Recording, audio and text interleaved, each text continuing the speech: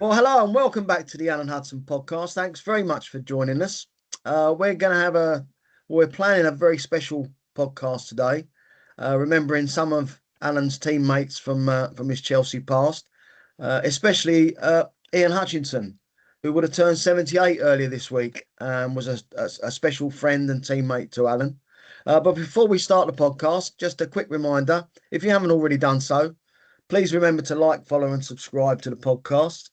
And if you've got any comments and you've got any questions for Alan, just put them in the comment section and we'll get Alan to reply to them as soon as we can. So on to the show. Al, good morning. How are you, mate? Morning, You well? mate. I'm good, mate. Thanks, yeah. Thanks for the weather. Yeah, absolutely. It's a long time since we've seen some rain. Yeah. But so today we're gonna start the podcast by talking about Ian Hutchinson. As I say, he would have turned 78 earlier this week if he was still with us. When you think of Ian Hutchinson, what thoughts come immediately to mind? Well, he ended up. They could have done a film about Hutch because it was. They tell me I weren't there the day that he arrived, but they tell me that he came through Stamford Bridge gates on a motorbike with a leather jacket on, and that just reminded me that I've always said that it was a great partnership, him and Osgood, because Oz was like an already ready-made soup. He was a great player right from the beginning. I know he had the early days at Chelsea, but when he played up front with Birchingham, Alan Birchingham, people like Tommy Baldwin, and then he got one who come in from the Southern League. Now Hutch was a Southern League player. That's where it got him from. And my father see him play in the early days, against my brother, and he recommended him to Fulham, and that fell on deaf ears with Bobby Robson. And it was a case of what might have been if Bobby Robson went and looked at him. He might not have fancied him, but had he fancied him, he'd have went to Fulham. And I think Fulham would have signed him because, not as if they were full of, not like Chelsea, had so many players. All right, they had the Marsh come through and they had Alan Clark and people like that. But Hutch was a total one-off, especially if you got two wingers flying down the line who just love crossing the ball. He was your man. I think of him all the time in these matches when balls are crossed in and there's no one on the end of it. I always think of Hutch. And I always think about when we came down to Chelsea one day with Stoke when we played Chelsea in the League Cup. We drew 3-3 and we went back to Stoke. But I remember him hitting John Farmer, who was 6'3". He was like a heavyweight boxer. And he went down like a sack of potatoes. And I went, Hutch, what's all that about? He went, just tell him if he gets up, he's going to get it again. And that was like, that was his whole outlook on football. And he, the when you think he played against people like Ron Yeats and Tom Smith in his first season, and the story about Sorry, Al, just to say, John Farmer was the Stoke keeper, wasn't he? John Farmer was the Stoke keeper who took over from Gordon Banks, and he was a very good keeper. He was a big lad. I think I might have even been in under 23 squad one time with him. I'm not sure, but he was a nice lad, and I thought of him being a nice lad when Hutch hit him. But that was the way Hutch was, he was absolutely fearless, and I think a lot of Chelsea fans, I think, see that in the game at Old Trafford, when the game got a little bit feisty. But and plus the fact, what should have said at the beginning, it would have been 78 today. I mean, he died so young as well. I mean, Peter Houseman did, I know, but Hutch was. I was in hospital when I went to visit Hutch. I was in hospital myself. I wasn't I could walk then. I weren't on. I don't think I was on crutches, but I could walk. And I said to my uncle, I said, "Let's go up and see Hutch. I've heard he's in hospital and he's not very well." And we walked in this day, and we walked in the ward where he was, and I looked at him and I wondered if he recognised me, or because he had this little thing where he'd look at you, and he's got this. He was a good-looking boy as well, you know. He had this great smile, and he looked at me like, and I thought, did he recognise me? He gave me a dodgy look here, and next thing you know, we went and speak to him, and I don't think he was all there. I don't know. I don't know what the illness was he had.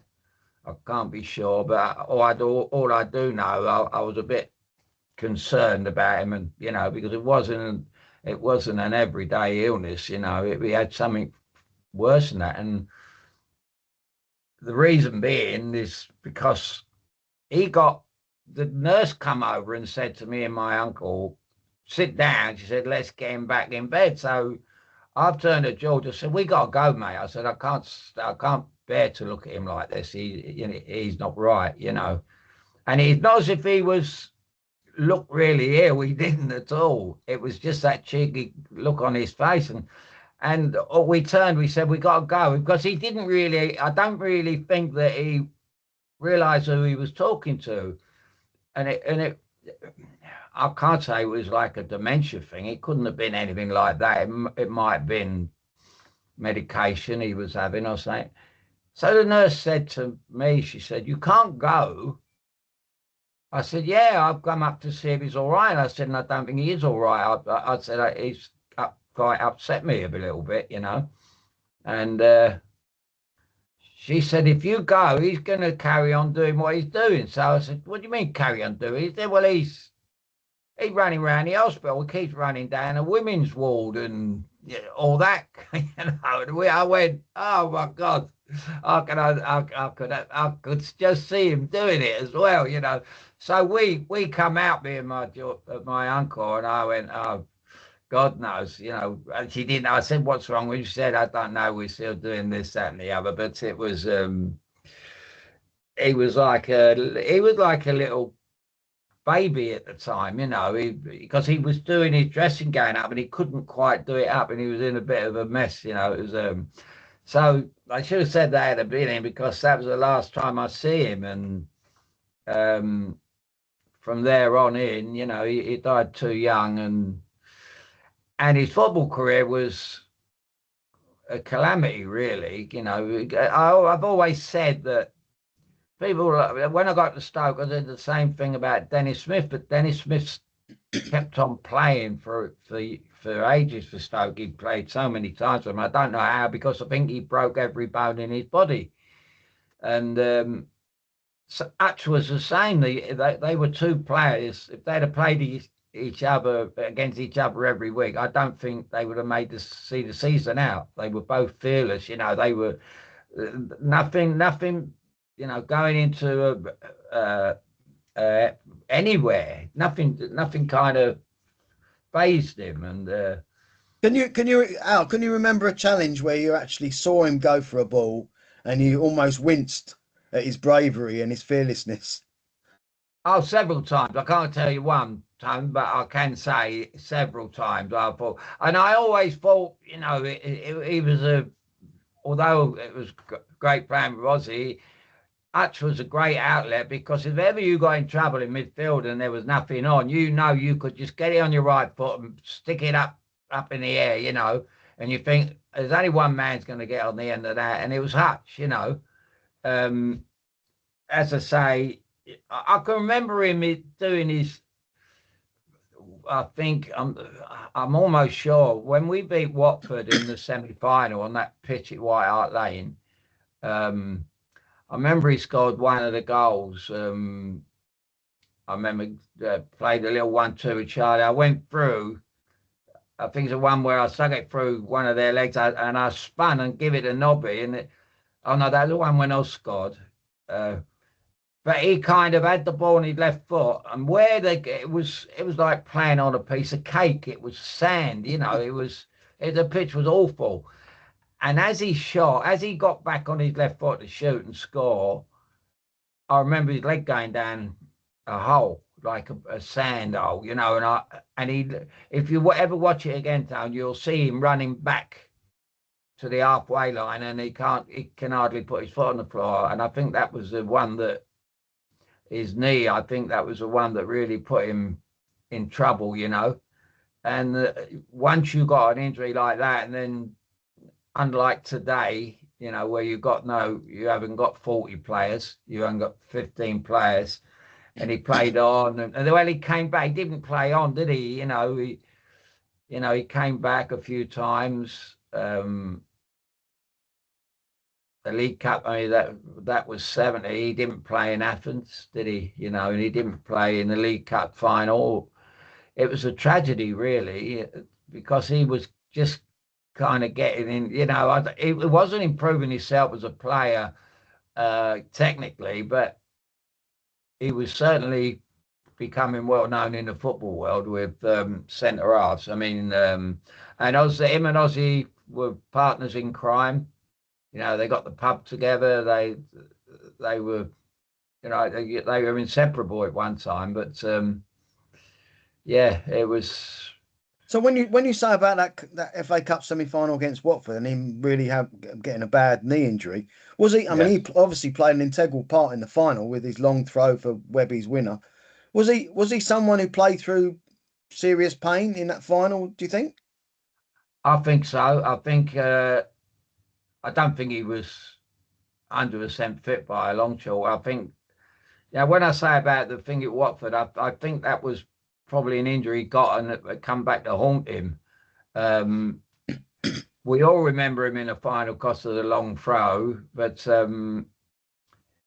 it was his battle, the thing when Bremner was on the floor and he was mimicking him and all that. And that was his kind of game, because it was like a Southern League game, that final. It was actually a game he would love to play in every week, where every kind of situation he went into was a battle, it was a war. And he loved that. That was the side of Hutch, I think, that probably rubbed off on a lot of the team, because that thing he brought in the Southern League into the team was, invaluable, really. And I mean, I never really spoke to him about his injuries, because you don't do that, do you? It's but he just had injury after injury, and he came back so many times, but he never looked right. And I bet his season in overall with Chelsea, I bet he didn't play 50 games, did he? I doubt it. I'll just have a look now. I bet in the first season, if he played 30 odd games, 40 games, I bet he didn't play much more than 20 after that. Well, according to Wikipedia, he only played 120 games for Chelsea, and he was there for 9 years. Well, there you go. But I bet there wasn't like 6 games in a row or 10 games in a row, How did it affect him off the field, Al? The fact that he was always getting injuries. I mean, did his moon sort of darken over a period of time, or was he phlegmatic and sort of brushed it off? We never knew with him, mate. He was like, I mean, the thing about Hutch, I always tell people who I know, when he came to the bridge, as I say, with the leather jacket and on the bike, which would have made me laugh. I remember the only 2 players I really met before they signed. Or I think Chris Garland signed, and I just bumped into him at the outside the office at the bridge. And Hutch, when he come to Mitcham, and I said to him about my father thing, watched him play, and recommended him to whoever.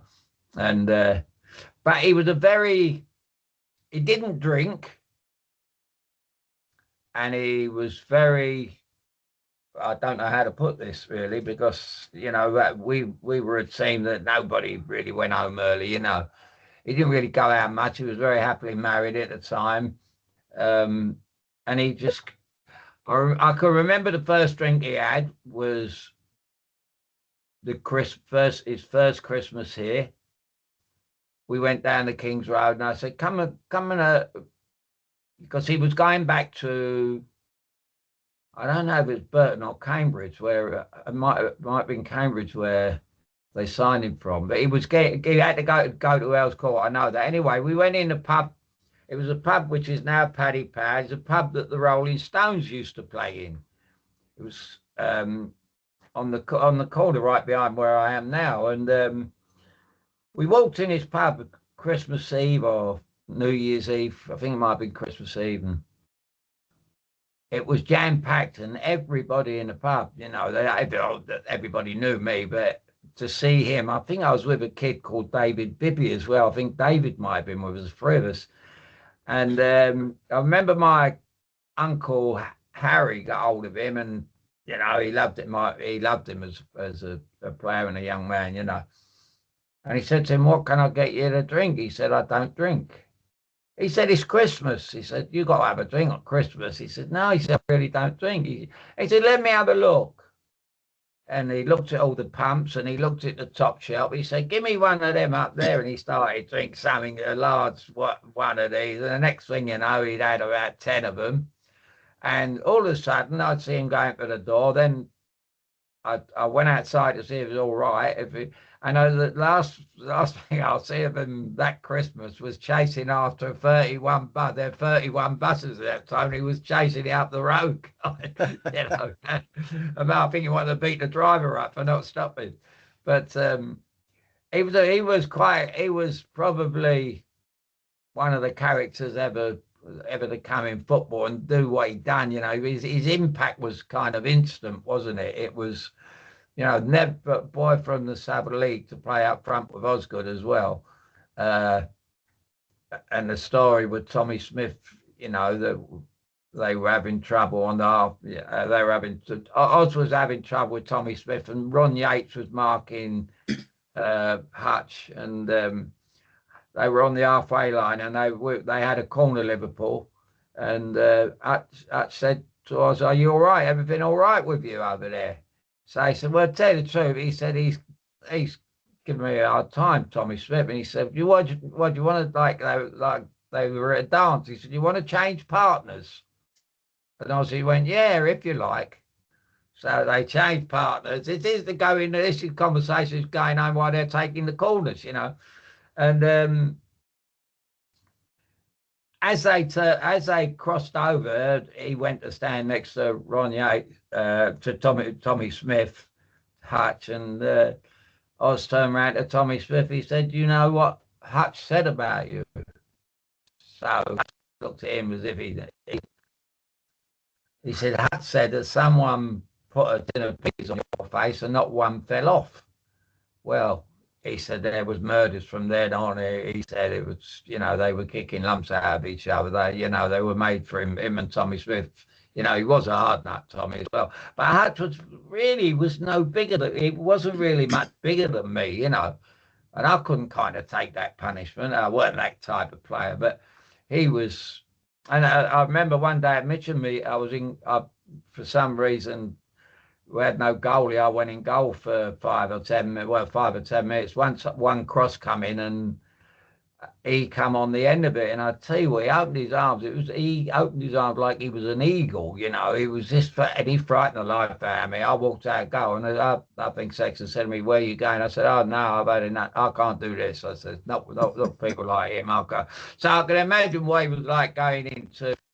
And then he broke his arm, didn't he? He broke a lot of bones. He broke his arm at Notts Forest, and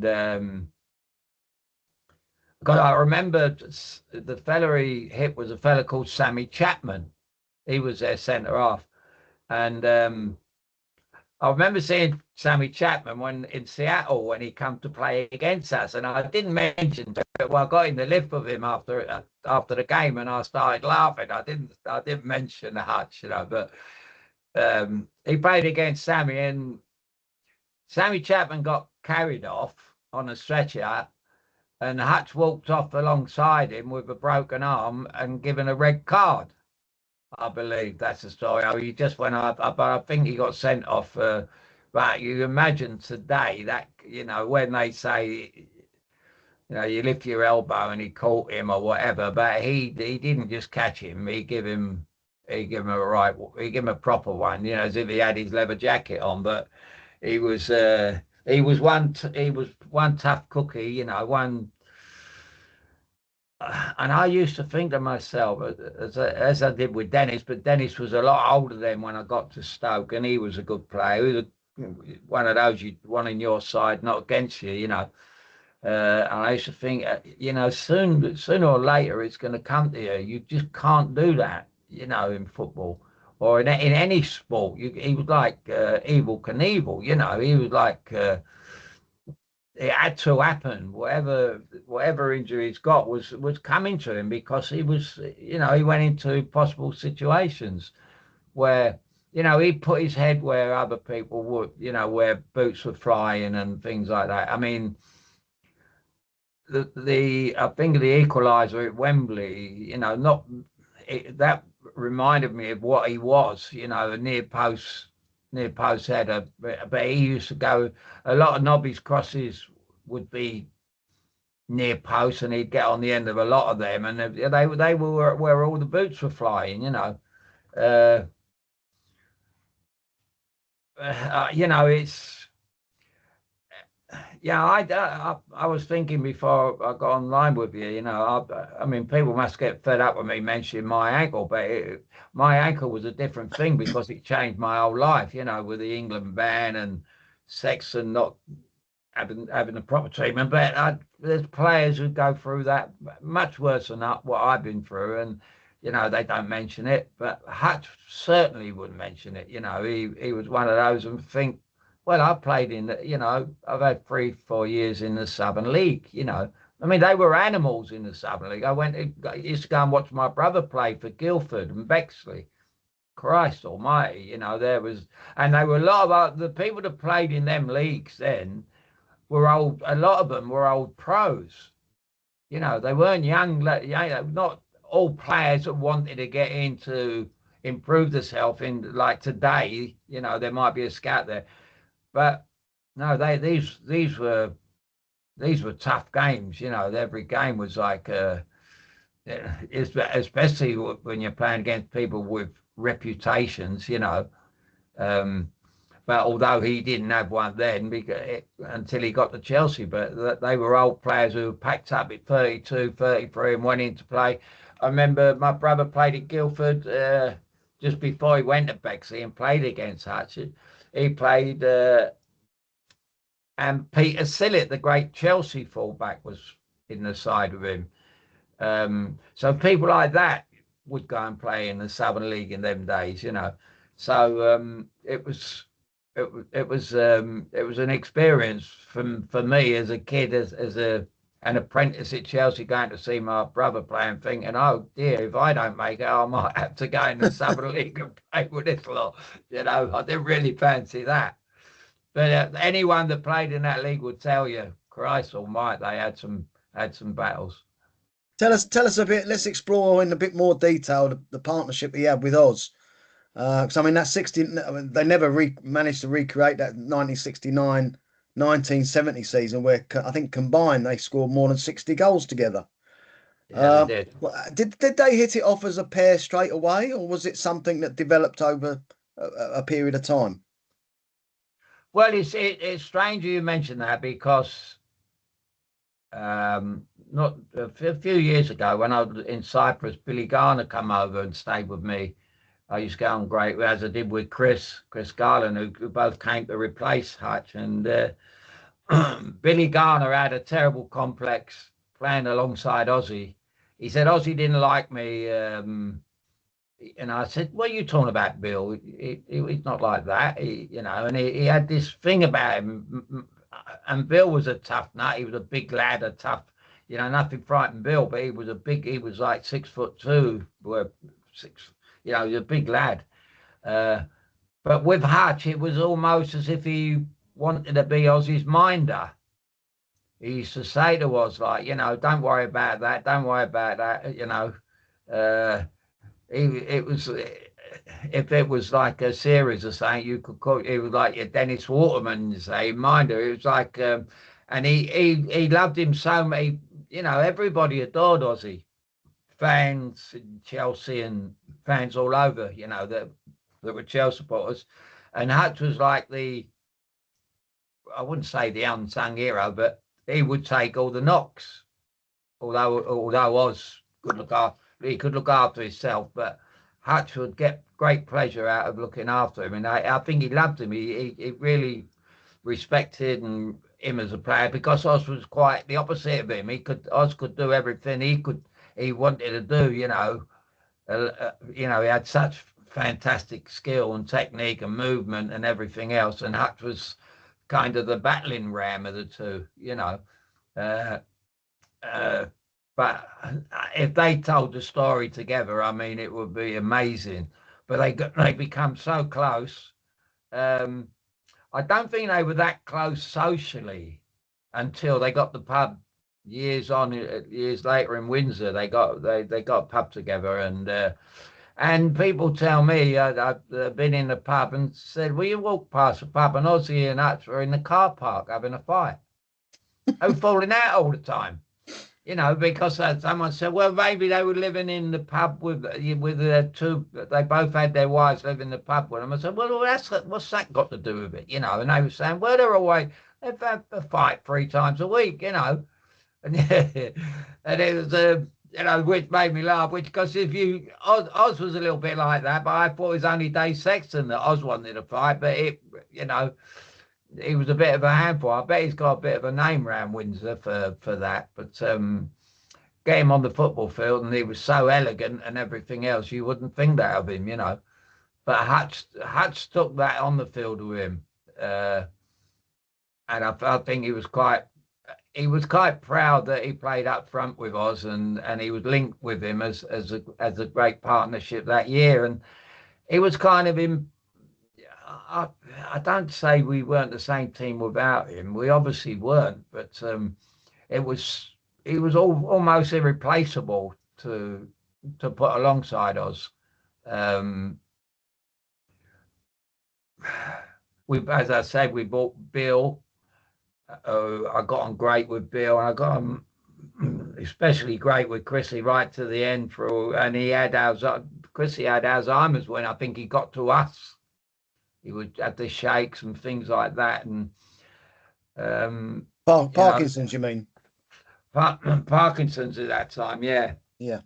And he wouldn't talk about it, but I used to think you're going into the toilet a lot, and he would go in there and have a 10 minutes, quarter of an hour, and he don't know whether he's injecting himself or whatever, but he wasn't very well at all for a long time, which really made him braver than anyone, really, because he played for all the way through that, but again, he was the same Chrissy with us, but yeah.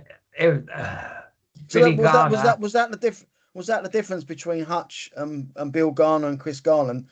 Bill and Chris were more in awe of Ozzy, whereas I think more so Bill, Tone. I think more so Bill. Bill was, because Bill really. As I said to Bill, I could speak. To speak to Chrissy, we were very, very close. But I said to Bill, what happened to you? I was at the game at Southend when they signed him in the League Cup, and I had to leave at half time, strangely enough, over something personal. And next thing you know, because I thought, who's this big fella up front? He looked really useful, and I weren't surprised that we signed him. But I can't remember him and Oz in Training ever being together or talking to one another or anything like that. And I thought it was strange. And when I went out in this time in Cyprus, we like talk about things. We used to love the Beatles and put the Beatles on wherever we were. He was a Beatles freak and I was a Beatles freak. That brought us closer together, and we'd put their music on all the time. And this particular day, I said to him, "What happened, Bill? Why didn't you know, I see you as much better. I remember he scored the 2 goals against Ipswich in the FA Cup, didn't he? Yes. And won 2-0. And I remember saying to Brian Mears that day, because it was an awful game, and only Bill's goals really were worth it. And they were a difficult team to beat. And I remember Brian Mears came in with his big coat on, and I was having a bad time, and I can remember thinking what an awful game and how awful I played. And he said that was fabulous because it got through to the next round of the FA Cup. And I said, what, you was it the wrong game then, Mr. Mears, weren't you? Yeah, Mr. Chairman or whatever I called him. And but it was all about getting through, and Bill got. And I said, well, said to Bill, you know, he is almost as if he didn't really want the ball, you know, or make a mistake because of Oz was next to him and he was so good, you know. Um, where Hutch was the opposite, he would be, you know, he used to call him bruv, and he'd call him bruv, and he'd say, "Come on, let's get out there, let's get out together." They were together, you know, them two on the field. So they always get a great partnership. Although I hear it, Manchester United, Terry Sheringham didn't get on with one of the other strikers, and they never ever spoke to each other. But that was a different thing. It was Manchester United were a different outfit to us, and you know. Under Ferguson and people like that, you know, they were more professional. Ours was a different, you know. I always think about our team as a load of players thrown together. We weren't a team that Dave Sexton sat down and think, oh, if I can do this, like what Stoke wouldn't see me as a good player to replace George Eastham and fit in well with Jimmy Greenup. But Dave, I don't think Dave done them kind of things. He didn't see so and so playing with so and so, and if he did, he might have spoke to Bill about it. And how do you feel coming to Chelsea? What about, you know? I don't know, but Chris got on with it. Chris got on with it, and he didn't always play up front with us. He would play on the right wing, didn't he? You know, he scored a great goal again. 2 great goals. Well, he scored 1 great goal against Tottenham, he scored in both semi-finals of the League Cup, and I think he was our best player in the League Cup and in the final, Chrissy. And you know, he's a different animal. They were 3 completely different animals, you know. And I thought Bill, being the way he was, and he could look after himself, but you know, he would get on well with us. But they just, it was probably Ozzy's fault because he could be like that, you know. Oz was one of those who made me laugh. He would bring a friend to the bridge who would drive, and then it'd be enough. Then he'd bring another friend, and he'd always have a different friend drive him into the ground, you know. And I'll think, how many friends you got, Oz, you know? And it was just one of them, you know. He was one of those people, but. Yeah, I don't know where he fell out with Big Bill. But the thing with Hutch, they kind of, you couldn't, if thinking about him playing a Southern League and remember him coming to Mitcham, and we used to keep the ball up in there. We used to get 3 or 4 people in a circle, keep the ball up and all that. Well, Hutch couldn't do that. Hutch couldn't get involved in that because he'd be embarrassed, you know. He wasn't the kind you see Messi messing about with the ball, which I mean, that's going a bit too, stretching a bit too far. But yeah, Hutch wasn't one of those that worked on his technique. He, you know, that's why when the ball's knocked into him, if they weren't in the air on the floor, he would get his body in front of and it would hit him on the thigh or whatever. But we'd make sure that the centre half had to smash him, you know, to get the ball, you know. Where Oswald was the complete opposite, you know. What about his long throw, Al? I mean, was that something he always had, or was that something he found when he came to the bridge? What was the background to the long throw? Well, I don't know if there's anything about when they had that. They had a competition once, didn't they? Malcolm MacDonald and a few, half a dozen others. I remember being at Fulham, and Jim Langley had a long throw, and this was probably when this was 66. And then about 67, 68, when Hutch got here, I'm sure they had a programme or they had a contest of who had the longest throw in London. I don't think that Hutch was in it. And I think he might have watched the show or something and think, I couldn't do that, because he was like a whirlwind, wasn't he? Yeah. I mean, that one will always stand out in every Chelsea supporter's mind. The throw at Old Trafford was, but was it flicked onto Webby or did it get? It was the near post. I think it was a near post flick on. It was wasn't it? Well, that's the area when I used to take corners. I always used to aim for John Dempsey going in the near post, and he was great at that. He was great at flicking it on into the danger area, and I think it might have been Dempsey that night who was in the mix. But no, I don't know how. I don't know how it come about. It wasn't as if he'd done it in training or anything like that, or you'd see him after training doing it. I mean, you wouldn't be able to do it that far. You think your shoulders would fall off. So he would go with. Well, it's a wonder he'd never done his shoulder if he didn't. But we wouldn't be able to do it. He wouldn't be able to do it at a bridge these days because in those days, of course, you had the dog track. And you had a bit of space to make a run. He'd have found a way. He'd have moved the crowd out of the way, Hutch, and gone back a few steps and done it. I don't know. That was the reason it was amazing at Old Trafford is because it was kind of when you go up the field at Old Trafford, it goes down, doesn't it? You see, where it used to. I don't know if it still does, but I think it's even steeper now. Yeah. Well, he kind of got on the fence and he run up the hill to do it, to get not run down the hill, run up the hill, which even must have been even harder, But I don't know where he got it from, but it was unbelievable, wasn't it? He, as soon as he went out of play, I don't know. I spent quite a long time going to watch Stoke when Tony Pulis was manager, and he kind of used, it didn't happen at Chelsea, but he used Rory Delap as a kind of, people would play against Stoke and they'd rather kick it out for a corner than kick it out for a throw-in when Rory Delap was playing because it was so much more dangerous than a corner, and they'd have towels on the side of the pitch and then they get from one side to the other pitch. He'd walk across the pitch and they would say he was wasting time, but he was getting his energy for the throw. I mean, he become more famous for that than anyone really, because Tony Pulis did use that. And in training, I've been to the training ground and I would see him do it, use it, and who would get on the end of it. And I think that's the time when they bought the lad that played for Chelsea, Robert Hoof. I remember his first day in training, it's kind of looked at the kind of players who get on the end of his throws, and he was one of them. But no, it was just, I don't know. I really don't know.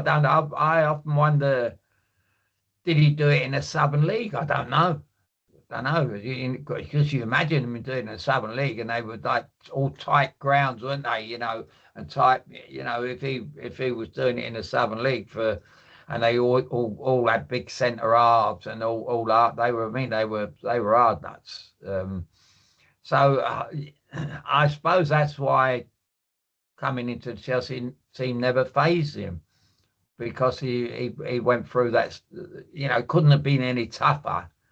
But it wasn't that side of the game, and nobody noticed that his weakness was his technique, because he got himself in positions where he didn't need great technique. It would be a battle.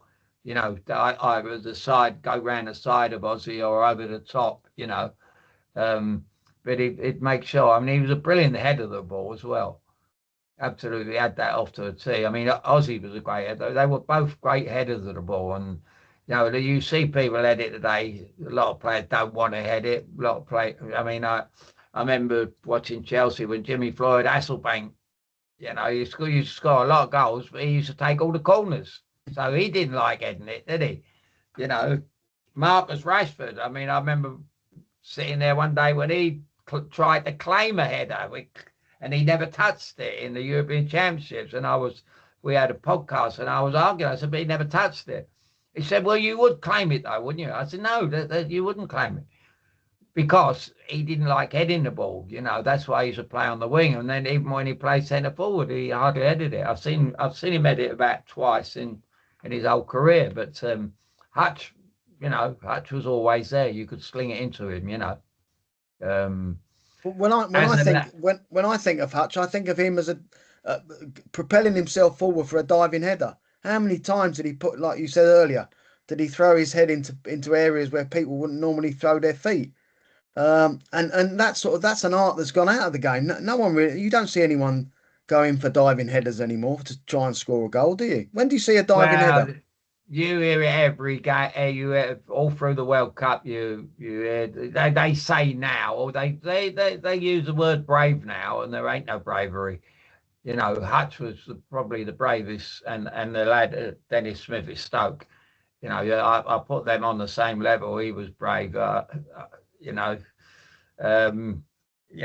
just went in where fools rush in thing, wasn't it? And it's a matter of time before you get done, really, because it wasn't just get kicked in the head. You can get kicked in any part of the body when you go down there. The boots were flying, but they never phased Hutch, not one bit, and it never mentioned it. He never mentioned it, and I used to think, mate, come on, but you couldn't you couldn't tell him not to do it, could you? Because it's for the good of the team, but choose your moments, Hutch. He'd have gone to me, go away. Well, you carry on doing what you're doing, and I'll do what I do. He was that kind of lad,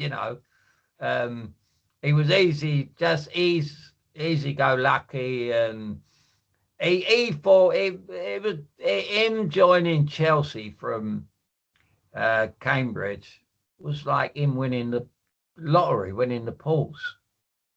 He just couldn't believe his luck, and within no time, he only played a few reserve games, I think, because I don't know, I couldn't tell you when Birch left or whatever, the thing with Tommy, but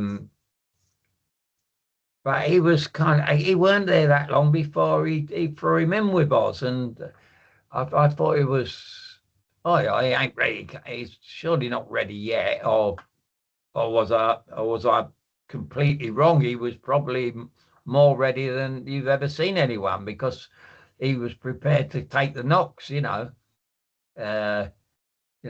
very difficult especially with players like me. You go in midfield and you're looking about the Bremner and Giles and players like that, and not that you went out thinking that way, but as soon as the game started, you think, you got to be a bit careful here.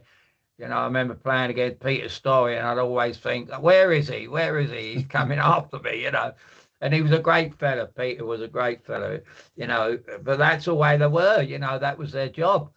But Hutch went out there, and that would be the last thing on his mind. The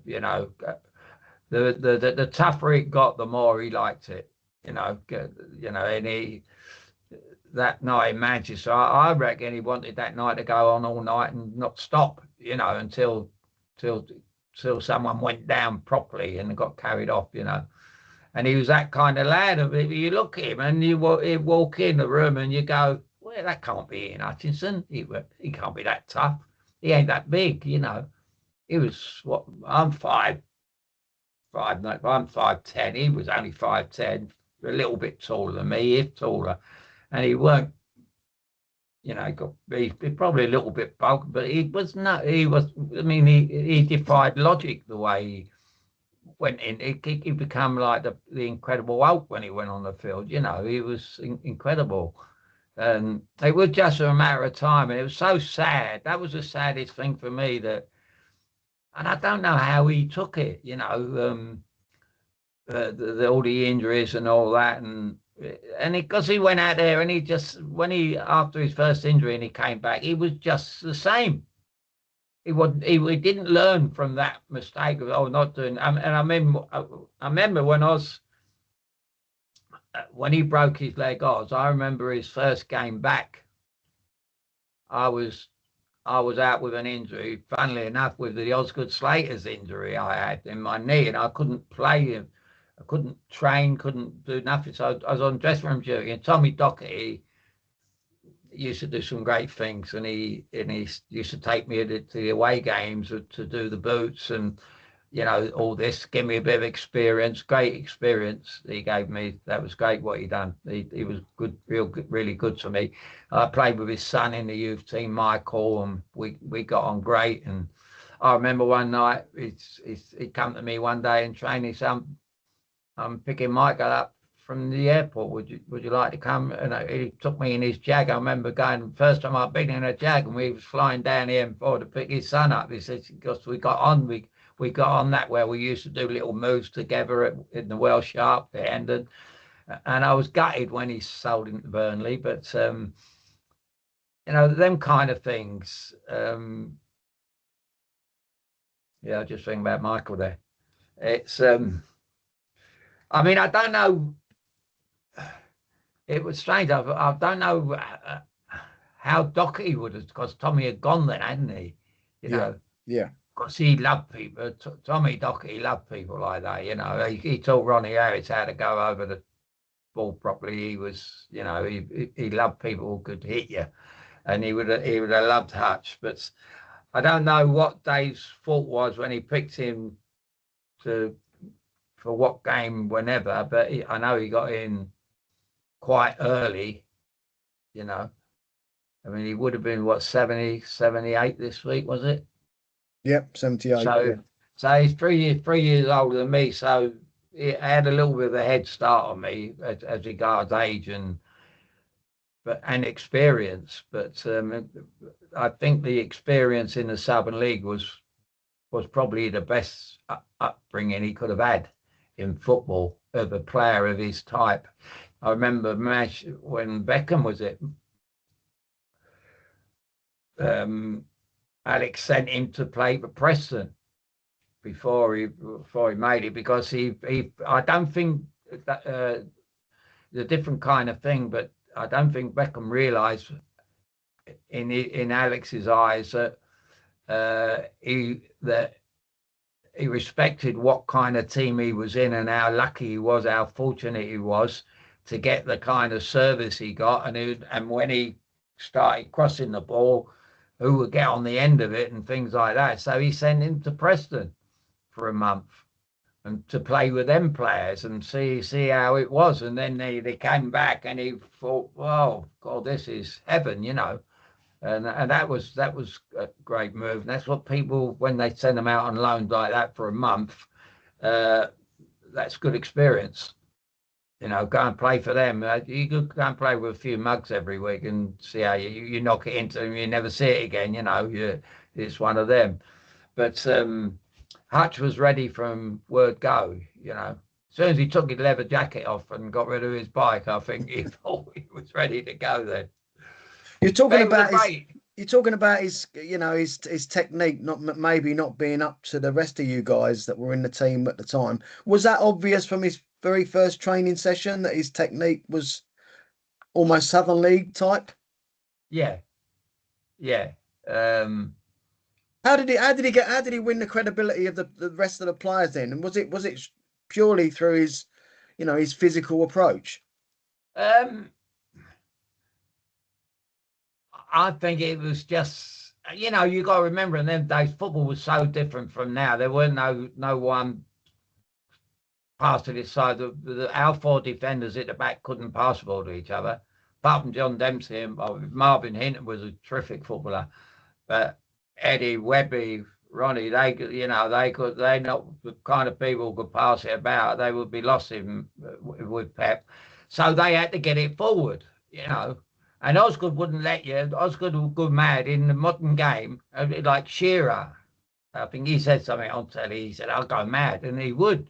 You want it knocked. You front players. That's where your aim is in the game, isn't it? And Dave used to say to me, "Why do you not pass the ball out to Nobby and all this?" I said, "Well, I always thought that you get it to your best players, and you got more chance of winning." This is and it is so simple. The game is so simple in those terms. That is why the game today is so robotic. In them days you get it into Osgood, and then you push up, and Oz would hold up, and these good players, it's Stoke with Greenhoff, it's going to stick to him, and you all push up. So, and that was your main aim. That's what gets you up the field, and that's what's let these people down in the World Cup. In the England team, we didn't have play. All right, passing it 100 times across, and and having the ball for 10 minutes, but because I remember Hutch was injured again. When we won the Cup Winners' Cup, I remember going to Belgium and Ozzy didn't play. And Tommy was up there, bless him, and it was all on his own. And they were so good. Bruges was so good. They absolutely hammered us. But when we got the ball deep, we had no one to get it up to. Tommy was running, but he didn't have that physique. That didn't have that, Oz he could pick him out anywhere, but I think that's what made them two so good together. I mean, it'd been amazing. People never talk about it, but if they could have stayed fit, how strong together they would have been, because they were just becoming friends as well off the field as well as on it, And I think if he could have stayed fit, Hutch, if he hadn't been so daring, is the word probably, who says, where the whole club,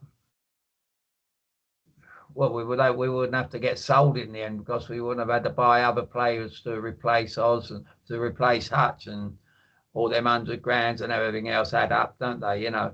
But it comes to a stage where, when you got to get rid of your main asset. And I remember coming back and playing against Hudson. I didn't really recognise him as a player. I just remember someone said the other day, "Oh, did you see it on telly? That was that Stoke game, the 3-3 game. It was involved with the 3 goals. Yeah, one throw in and one flick on, and might have even scored another one. But he was not the boy that came here, not at all.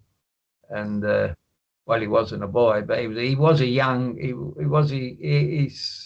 was like a new light. He was like a kid with a new toy when he come here. He really was. He couldn't believe. The King's Road and all that.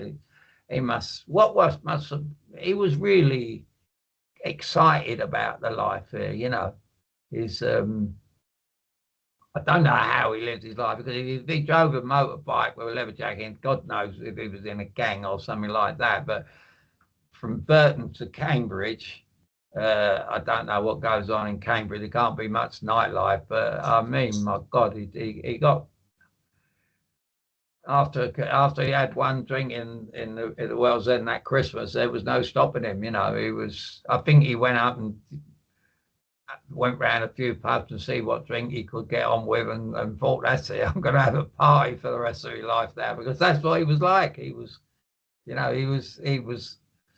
great fun as well. And it was so sad, wasn't it? It was that was the thing about it. It was so sad, but he never mentioned it. He never mentioned he had so much going on in his life. He got divorced, and then this happened, that happened, and he became. He should have been the one really that went down the King's Road with Tommy instead of Charlie going, and went round, with Richard. I was watching them on telly the other night, Richard Harris and Peter O'Toole, and he would, because they used to arm wrestle with them. Tommy used to arm wrestle them. Well, Hutch would have been the one who should have been with Tommy, because he'd have fitted in perfectly in the King's Road with them, with Oliver Reed and all them. He was that kind of lad, and being the way he was, they would look at him and say, "Come on, I'll wrestle you," and they might get a little bit of a shock. How often did that happen then? You guys would bump into Richard Harris, Peter O'Toole, and Oliver Reed? I never. But Tommy and Charlie, they bumped into him a lot. They used to know where they went, and they would, I told the story why Tommy, I'd always loved Tommy anyway. I loved Tommy anyway, but you know, the night we were sitting in a bar in the King's Road, and we played. It was a Wednesday night, I think, and we played. And me, him, and Charlie was sitting there, and it was about 11, 11:30, and I said, oh, they started talking about where we got to. I said, yeah, where are we going? And Tommy said, you ain't going nowhere. He said, you're going home. He said, you ain't going to end up like him, and he meant us, but he pointed at Charlie. He says, you ain't going to do that. So them two, he was Charlie's minder, basically, like the same thing, you know, because he didn't give a monkeys. Tommy was like that, you know, it wouldn't bother him who he fought, but yeah, they would have had their own rat pack. I think if he'd have been born around here, I don't think he'd have ever made a footballer, you know. You know, if he'd have played in the Southern League, I don't know. Because he's one of those lads that I don't know how he got to this, even to the Southern League. I don't even know if he had a trial with any clubs around that area, and he didn't quite make it, and he ended up playing for Burton Albion, you know, which was strange because that was in them days. I don't know, was it Brian Clough's area, you know, around there. But don't know how he started. He just, you know, I would just remember that one Sunday morning, my dad saying, I see a fella yesterday. He said, cool. He said, he said he might be no good. He said, but cool. He said, he's worth getting hold of and giving a chance to. He said, because he frightened the life out of this lot, you know, yesterday. And so, and that was Hutch, you know, he was, you know, if he would sort of centre half out, he wouldn't actually. He would go for the toughest one, Hutch, you know. That was what he was like. And he was, that first, I mean, he didn't really play the second season, did he? The Cup Winners' Cup season. But the FA Cup season, he was just fearless, you know, every game he played. It was so important, you know, because they don't fall off trees. I know they talk about the great players, but people like Hutch, you don't see them exactly what you said. You don't see them going near post, far post, and just throwing themselves in the hope that a ball would come along. You know, it's how he never got his head kicked off, I don't know, you know. But he kept them boys good looks to himself, and I don't know, it's and as I say, Chrissy came, Bill came, but it was kind of impossible to follow, you know. Okay, well, that's probably a good note in which to wrap it up, I think. Yeah, it's been great. It's been great to hear your memories of Hutch, and of course, he was such an integral part of that team. We probably don't talk about him enough, but I think we've done him justice today. So thanks for that. And we loved him, didn't we? He was a lovable rogue. He was a rogue. He became a rogue, and you know, we all love a lovable rogue, especially when he's the fans. All the fans loved him, and you know, and when he took the throw-ins. But yeah, it's been great. Brilliant. I'm glad we done something on him anyway, and bless him wherever he is.